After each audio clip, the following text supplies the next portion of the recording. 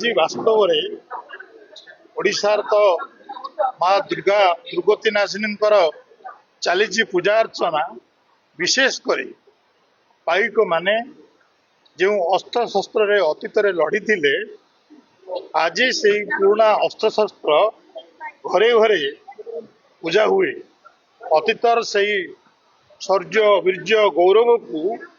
मन पकड़ा सहित आम जाने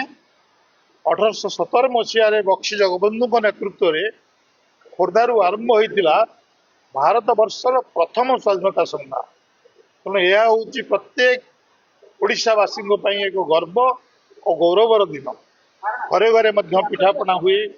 एवं जो 12 मासर 13 पर्व भितर दुर्गा पूजा भी अन्यतम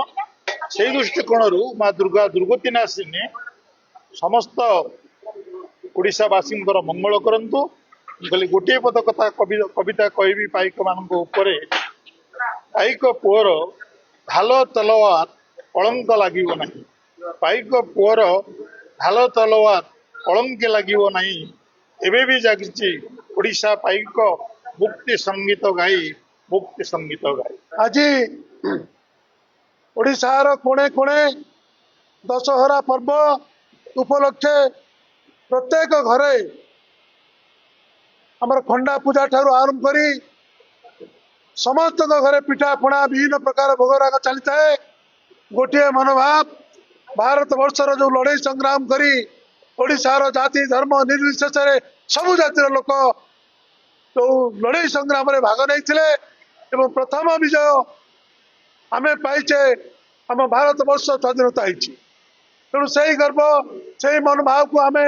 आज दशहरा पर्व पालन करुचे भगवान मंगल करंतु ओडिशार गर्व गौरव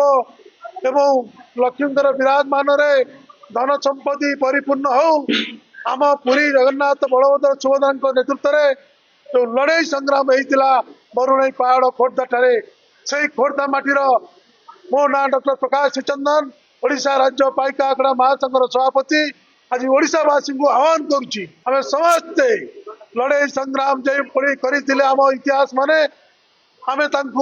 आज भी मन पकाऊ आशा करुचु